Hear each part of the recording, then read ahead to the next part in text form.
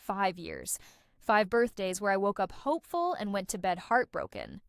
5 years of being invisible to the people who were supposed to love me most. But this year, I decided enough was enough.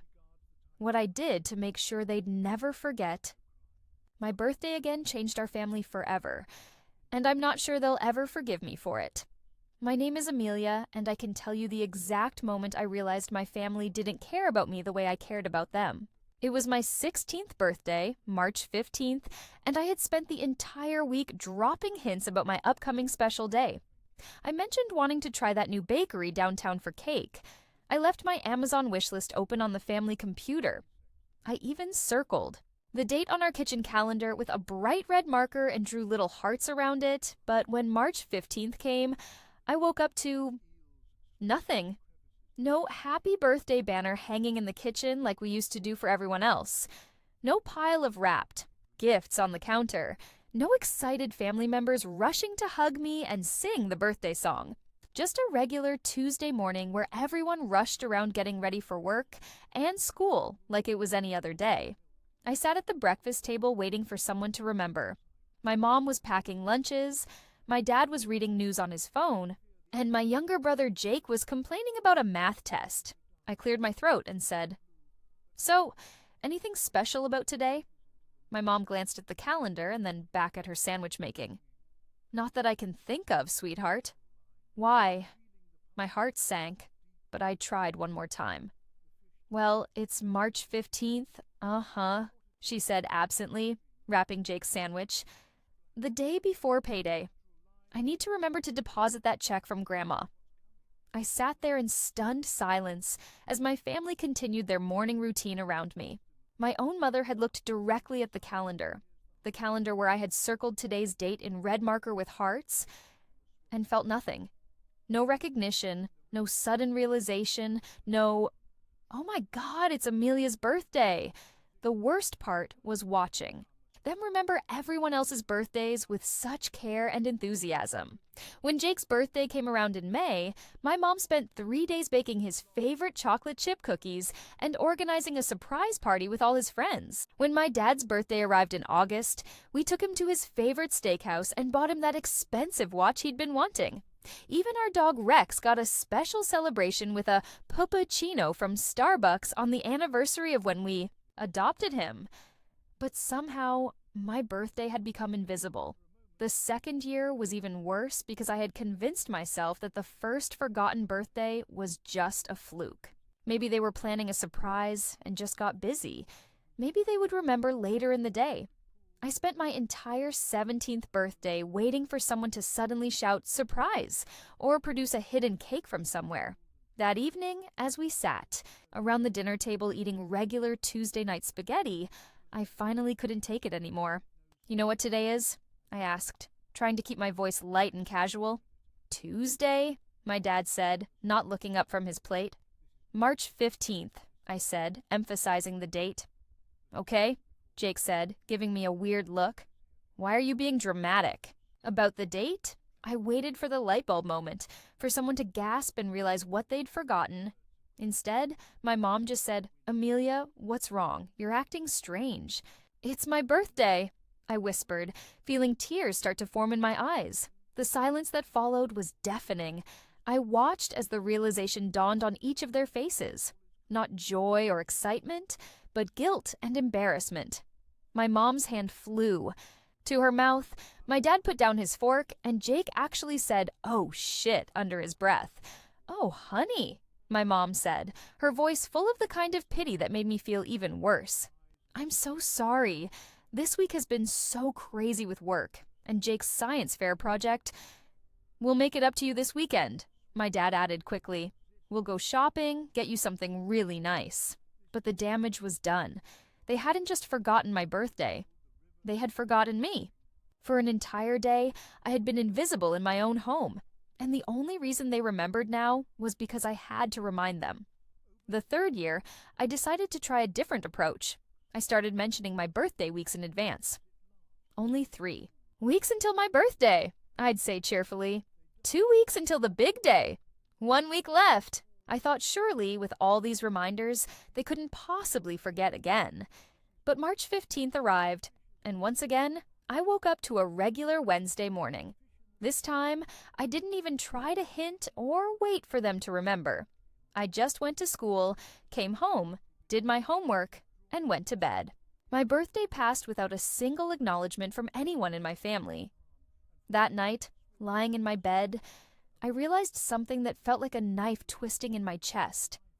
I could disappear tomorrow, and it would probably take them days to notice. I was gone. By the 4th year, I had given up hope entirely. I didn't mention my birthday at all. I didn't drop hints or circle dates on calendars. I just let March 15th come and go like any other day, watching my family live their lives completely unaware that their daughter was having another birthday that they wouldn't celebrate. But this year, year 5, something inside me snapped. I was tired of being the forgotten child, the invisible daughter, the family member whose existence only seemed to matter when they needed something from me. I was tired of watching them put effort into everyone else's special days, while mine passed by unnoticed year after year. This year, I decided, would be different. This year, I was going to make sure they remembered my birthday, whether they wanted to or not. What I had planned would force them to acknowledge my existence, my feelings, and the years of neglect they had subjected me to. I just didn't realize how dramatically it would change our family forever, or how much trouble my quest for recognition would ultimately cause. Part 2. The plan started forming in my mind about 2 months before my 21st birthday. I was sitting in my college dorm room watching my roommate Sarah excitedly plan her own birthday celebration when it hit me how abnormal my family situation really was. Sarah was showing me the group chat where her family was coordinating surprise, decorations, discussing cake flavors, and arguing over which restaurant to book for her special dinner. "Your family is so sweet," I said, trying to hide the envy in my voice. "They're just normal?" Sarah laughed. "Don't your parents do stuff like this for your birthday?" I couldn't bring myself to tell her the truth. Instead, I just smiled and changed the subject. But that night, lying in bed, I made a decision that would change everything. I wasn't going to let my 21st birthday pass by unnoticed like all the others. This was supposed to be a milestone birthday, the big 2-1, and if my family couldn't remember it on their own, I was going to force them to remember it, but not in the way they expected. I started my plan by creating a fake social media account under a different name. I called myself Maya Chen and used a stock photo of an Asian girl around my age as the profile picture. Then, I began following my family members and some of their friends on Instagram and Facebook. It took a few weeks, but eventually, my mom, dad, and brother all followed Maya back, probably thinking she was a friend of a friend or a distant relative they should know. Once I had access to their social media worlds, I started learning things about my family that I never knew. My mom posted constantly about Jake's achievements, his soccer games, his good grades, his college acceptance letters. My dad shared photos from work events and family dinners that I wasn't even aware had happened. Jake posted typical college stuff, but what hurt the most was seeing him share memories of family vacations and celebrations that either didn't include me or where I'd been cropped out of the photos. The more I scrolled through their social media lives, the more invisible I felt. I was like a ghost in their online presence, occasionally mentioned in passing, but never the focus, never celebrated, never truly seen. That's when I decided to take my plan to the next level. Using my fake Maya account, I started commenting on their posts. Innocent things at first, complimenting my mom's dinner photos, congratulating Jake on his achievements, liking my dad's work updates. They began responding to Maya's comments, sometimes even starting conversations with this stranger who was actually their own daughter. The irony was devastating. My own family was more responsive to a fake person online than they were to me in real life. One evening, about 3 weeks before my birthday, I was scrolling through my mom's Facebook when I saw she had posted a photo from my brother's recent birthday celebration. There was Jake, beaming in front of a huge chocolate cake, surrounded by our parents, extended family, and several family friends. The caption read, "So grateful for another year with our amazing son. Jake brings so much joy to our lives. Blessed." Birthday boy Chunt proud mom. The post had dozens of likes and comments from friends and relatives wishing Jake well. I stared at that photo for what felt like hours, counting all the people who had been invited to celebrate my brother while I sat in my dorm room 200 miles away, not even knowing the party was happening. That's when Maya commented on the post. "Jake looks so happy. You guys are such a wonderful family. I bet you celebrate all your children's birthdays this beautifully. How many kids do you have?" The most revealing message came from Jake. "Amal, I get why you're pissed. We've been shitty about your birthdays and we all know it. But disappearing like this is scaring Mom and Dad. Can you at least tell us you're not dead in a ditch somewhere?" Finally, some honesty. Finally, an acknowledgement of what had really been happening for the past 5 years. But the real moment of truth came when I checked Maya's messages. My mom had sent a long, heartbroken message on the evening of March 16th. "Maya, I don't know if I should be telling a stranger this, but I'm worried sick about my daughter. She disappeared on her birthday and we can't find her anywhere. We've been terrible parents. We've forgotten her birthday for years and we've made her feel invisible and unloved. She finally had enough and now we don't know if she's ever coming home. I don't know how to fix what we've broken." Reading that message, I felt a complex mix of emotions. There was satisfaction that she had finally admitted the truth, but also a deep sadness that it had taken me literally disappearing for her to acknowledge how badly they had treated me. And underneath it all was a question I wasn't prepared to face. Now that I had their attention, what did I actually want to do with it? I drove home that evening, still not having responded to any of their messages. When I pulled into the driveway, I could see my mom peeking out the front window. Within seconds, the front door flew open and all 3 of them came rushing out. "Amelia," my mom cried, running toward my car with tears streaming down her face. "Oh my God, where have you been? We thought something terrible had happened to you." My dad was right behind her, his face a mixture of relief and guilt. "Sweetheart, we were about to call the police. We've been going crazy worrying about you." Jake hung back a little, but I could see the relief in his eyes too. "Jesus, Amal, you scared the shit out of us." I got out of my car slowly, looking at my family, really looking at them. For what felt like the first time in years. They were genuinely terrified, genuinely relieved to see me, genuinely sorry. But I also knew that their panic wasn't really about me disappearing. It was about getting caught in their lie, about having their neglect exposed, about the guilt they felt for being forced to confront what they had done. "I'm fine," I said simply. "I went to a cabin in the mountains for my birthday." "Alone?" my mom asked, her voice breaking. "You spent your 21st birthday alone?" "I've spent every birthday alone for the past 5 years," I replied calmly. The only difference this year was that it was my choice. The silence that followed was deafening. I watched as the full weight of my words hit them. My mom started crying harder. My dad looked like someone had punched him in the stomach, and Jake just stared at the ground. "Amelia," my dad said finally, his voice hoarse, "we need to talk. We need to explain." "Actually," I interrupted, pulling out my phone. "I think you need to explain to Maya first." Their faces went white as I showed them the fake account I had been using to interact with them for weeks. I watched their expressions change from confusion to horror to devastation as they realized that their own daughter had been pretending to be a stranger online, that they had been more responsive to a fake person than to their real child, that all their lies about being loving, attentive parents had been exposed by the very person they had been neglecting. "You've been," my mom whispered, staring at the phone screen. "Maya Chen, your new favorite online friend. The stranger you've been telling about how much you love celebrating your children and never letting them feel forgotten." I put my phone away and looked at each of them. I know exactly how little I matter to this family. And now, thanks to social media, so does everyone else. What happened next would determine whether our family could ever be repaired, or whether my quest for recognition had destroyed us completely.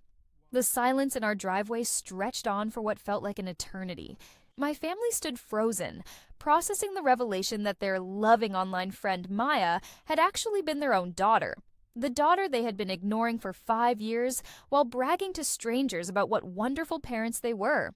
My mom was the first to break down completely. She sank onto the front steps, her hands covering her face as she sobbed. "Oh my God, Amelia. Oh my God, what have we done? What kind of monsters are we?" My dad looked like he had aged 10 years in 10 minutes. "You've been watching us lie about you for weeks. You've seen us pretend to be good parents while we—" He couldn't even finish the sentence, but it was Jake's reaction that surprised me the most. Instead of looking guilty or ashamed like our parents, he looked angry. "Are you serious right now, Amelia? You catfished our own family. You made Mom and Dad think they had lost you. Do you have any idea what you put us through?" "What I put you through?" I stared at him in disbelief. "Jake, you forgot my birthday 5 years in a row." 5 years. Do you have any idea what that put me through? "So you decided to emotionally torture us as revenge?" He shot back. "That's psychotic, Amelia. Stop!" My mom screamed from the steps, startling all of us. "Stop it, both of you. Jake, you don't get to be angry right now. None of us do. We did this. We drove our daughter to desperate measures because we failed her over and over again." She stood up, wiping her tears, and walked toward me. "Amelia, what you did was... it was extreme, but I understand why you did it. We forced you to become a stranger to get our attention because we weren't giving it to you as our daughter." My dad nodded slowly. "The things we told Maya about never letting children feel forgotten. Jesus, Amelia. We were describing the parents we thought we were, not the parents we actually were. You want to know the worst part?" I said, my voice starting to shake with emotion I'd been holding back for years. "It wasn't just the forgotten birthdays. It was watching you all be this perfect, loving family with each other, while I felt like a ghost living in this house. Jake, you got surprise parties and homemade cakes and family trips planned around your interests. Mom and Dad, you remembered every detail of his life, celebrated every achievement, supported every dream." I wiped away tears that were now flowing freely. "But when it came to me, I was an afterthought, a chore, someone you loved in theory but couldn't be bothered to actually pay attention to in practice." "That's not true," my mom whispered, but even she didn't sound convinced. "Isn't it? When was the last time any of you asked me about my life without me bringing it up first? When was the last time you remembered something important to me without me reminding you? When was the last time you made me feel like I mattered as much as everyone else in this family?" The silence was my answer. "You want to know what really broke my heart?" I continued. "It wasn't even the forgotten birthdays. It was realizing that I could disappear from this family, and you probably wouldn't notice for weeks. And you know what? I tested that theory. I stopped calling, stopped texting, stopped coming home for visits. And how long did it take you to notice? How long before any of you reached out to check on me?" My dad's face crumpled as he realized what I was saying. "We thought you were just busy with college. I was waiting for you to care enough to find out why I'd gone silent. But you never did. The only reason you're paying attention to me now is because I forced your hand in the most dramatic way possible." Jake was quiet now, the anger gone from his face, replaced by something that looked like understanding. "Amel, I didn't realize—" "None of you realized. That's the problem." I took a deep breath, trying to steady myself for what I needed to say next. "And that's why I can't do this anymore." My mom's face went white. "What do you mean?" "I mean, I can't keep trying to earn love from people who have made it clear that I'm not a priority in their lives. I can't keep hoping that maybe this time, this birthday, this holiday, this achievement will be the one that finally makes you see me." "Amelia, please," my dad said, stepping closer. "We can fix this. We can do better. This was a wake-up call for us. We'll make it right." I shook my head sadly. "Dad, do you know what you got me for my 18th birthday? My high school graduation? My 20th birthday last year?" He opened his mouth to answer, then closed it. He had no idea. You don't remember because none of those things happened. You didn't get me anything, didn't acknowledge any of those milestones, didn't even realize they had passed. And now you're telling me you can fix 5 years of neglect because you finally got caught? But we can, my mom said desperately. We love you, Amelia. We've always loved you. I believe that you love me, I said gently. But love without attention, love without effort, love without consideration. What's the point of that kind of love? I walked toward my car, but Jake stepped in front of me. Where are you going? I got an internship offer in California. I was going to turn it down because I wanted to stay close to family. But I think I'm going to take it instead. You're moving across the country? My mom's voice was barely a whisper. I'm going where I can build a life with people who actually want to be part of it. Amelia, wait, Jake said, and for the first time in years, he sounded like my big brother instead of just some guy I happened to live with. I know we messed up. I know I messed up. But don't you think we deserve a chance to try to fix this? My mom replied within minutes. Thank you so much. We have 2 children, Jake and our daughter Amelia. We love celebrating our family. I stared at her response in disbelief. She had told a complete stranger that they loved celebrating their family, when in reality, they hadn't celebrated my birthday in 5 years. The hypocrisy was staggering. Maya replied back, That's so sweet. When is Amelia's birthday? I'd love to see photos from her celebration too. There was a long pause before my mom responded. Oh, Amelia's birthday is in March. She's away at college now, so we don't get to celebrate together as much. Another lie. They didn't celebrate because they forgot, not because I was away at college. Jake had been away at college too, and that hadn't stopped them from throwing him a huge party. But this exchange gave me an idea for the perfect way to ensure they'd never forget my birthday again. Over the next 2 weeks, I used the Maya account to become increasingly involved in my family's online lives. I commented regularly, asked questions about their day, remembered details from previous posts. I was essentially giving them the kind of attention and interest that I had been craving from them for years. Except they thought it was coming from a stranger. The most twisted part was how much they seemed to enjoy Maya's attention. My mom started posting more frequently, clearly enjoying having an engaged audience. My dad began sharing more personal stories in response to Maya's thoughtful questions. Even Jake started including Maya in group conversations on his posts. They were building a relationship with their own daughter, and they had no idea. 10 days before my birthday, I put the next phase of my plan into action. Maya sent a direct message to my mom. Hi, Mrs. Patterson. I hope you don't mind me reaching out privately, but I wanted to ask you something. I've been following your family's journey, and you all seem so close and loving. I'm actually studying family dynamics in my psychology class, and I wondered if I could ask you a few questions about how you maintain such strong relationships with your children. My mom was flattered and agreed immediately. Over the next few days, she spent hours messaging back and forth with Maya about parenting, family traditions, and the importance of making children feel loved and valued. The key, my mom wrote in one message, is consistency. We make sure to celebrate every milestone, remember every important date, and never let our children feel forgotten or unimportant.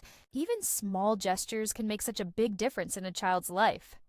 I had to close my laptop and walk away when I read that message. The woman who had forgotten my birthday for 5 consecutive years was lecturing a stranger about the importance of never letting children feel forgotten, but her hypocrisy was about to become very public. 5 days before my birthday, Maya posted a public question on Facebook. Hey everyone, I'm working on a project about family traditions, and I'd love to hear how different families celebrate birthdays. What makes birthdays special in your household? I tagged my mom, dad, and brother in the post, along with several other people to make it seem natural. Within hours, the post had dozens of responses from families sharing their birthday traditions. My mom responded with a long, detailed comment about how their family always made birthdays magical. Homemade cakes, thoughtful gifts, family gatherings, and always making sure the birthday person felt like the center of the universe for their special day. My dad added his own comment about how birthdays were sacred in their household and how they had never missed celebrating one of their children's birthdays. Jake chimed in with stories about his own birthday celebrations and how grateful he was to have parents who made every birthday feel like Christmas morning. Screenshot every single one of their responses. 3 days before my birthday, I put the final piece of my plan into place.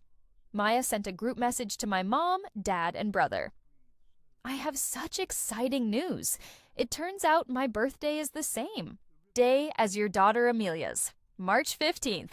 What a funny coincidence. I'd love to see photos from her celebration this year. You've inspired me so much with how beautifully your family celebrates these special moments. The message was seen by all 3 of them, but none of them responded. I spent the next 3 days watching them panic in real time through their social media activity. My mom suddenly started posting nostalgic photos of me as a child with captions about how fast time flies. My dad shared a throwback photo of a family vacation and wrote about cherishing every moment with loved ones. Jake posted a vague status about appreciating family. They knew. They finally realized that March 15th was my birthday, and they knew a stranger on the internet was expecting to see proof that they celebrated their daughter. But here's the thing. I wasn't going to make it easy for them to fake it. On March 14th, the day before my birthday, I did something I had never done before. I turned off my phone completely and drove to a cabin in the mountains that I had rented for the weekend. No phone service, no internet, no way for my family to reach me even if they suddenly remembered and tried to call. For the first time in 5 years, I was going to spend my birthday completely alone. But this time, it was my choice. And when I returned to civilization 2 days later and turned my phone back on, the 47 missed calls and 89 text messages were going to be the proof. I needed that my plan had worked perfectly. My family would never forget my birthday again. But they were also about to learn that some damage, once done, can never be undone. When I turned my phone back on in the parking lot of a gas station 2 days later, it immediately started buzzing nonstop.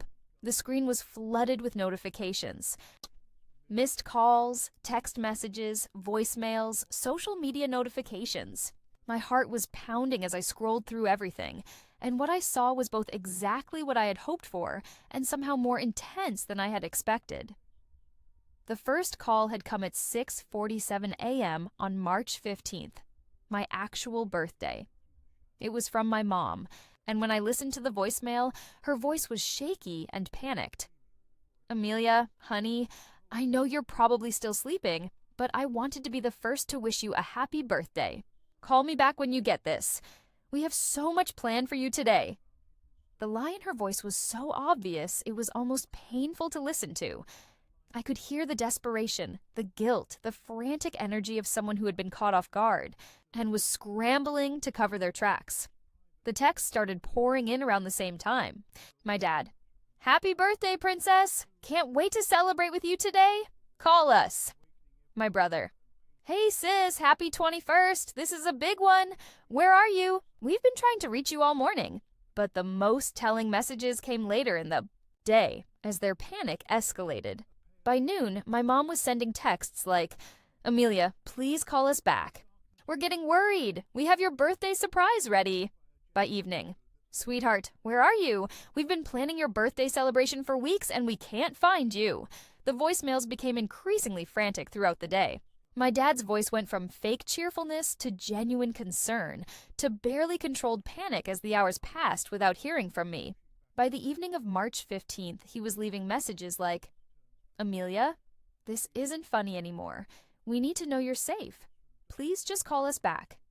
But the real revelation came from the social media activity I discovered when I logged into my fake Maya account. My family had spent my birthday in absolute chaos, scrambling to create evidence of a birthday celebration that didn't exist. My mom had posted a photo of a hastily assembled birthday setup, a store-bought cake still in its plastic container, a few balloons that looked like they'd been grabbed from a gas station, and some wrapped boxes that were clearly empty based on how they were sitting. The caption read, Getting ready to surprise our birthday girl? Amelia is going to love this. But you could see the timestamp showed it was posted at 3 p.m. Not exactly getting ready timing. My dad had shared a throwback photo of me from high school with a caption about how proud they were of the woman I had become and how they couldn't wait to celebrate 21 amazing years with me. The comments from family friends asking where the party photos were had gone unanswered. Jake had posted a story on Instagram showing him frantically driving around town with text that read, "Trying to find the perfect gift for my sister's 21st. But anyone paying attention could see this was damage control, not preparation." The most pathetic part was watching them try to create a narrative for Maya and her followers. My mom had sent several messages to the fake account throughout the day. "Hi Maya, we're having such a wonderful celebration for Amelia today. She's been so surprised and happy. We'll share photos later." But there were no photos later because there had been no celebration. When I didn't respond to any of their calls or messages on March 15th, the panic really set in. My mom posted on Facebook asking if anyone had heard from me. My dad called my roommate Sarah, who told them I had mentioned going away for the weekend, but she didn't know where. Jake even called some of my high school friends trying to track me down. By March 16th, the messages had taken on a completely different tone. My mom, "Amelia, please just let us know you're okay. We don't care if you're mad at us. We just need to know you're safe." My dad, "Sweetie, we know we messed up. We can talk about this when you're ready, but please just send us a text so we know you're alive." I looked at him for a long moment. "Jake, answer me honestly. If I hadn't pulled this elaborate stunt, if I hadn't disappeared and scared you all, if Maya hadn't existed, would you have remembered my birthday this year?" He started to answer. Quickly then stopped. I watched him really think about it. Really consider what would have happened if March 15th had just come and gone like usual. "No," he said finally, his voice barely audible. "Probably not." "Then you have your answer." I got in my car, but before I could start the engine, my mom came to the driver's side window.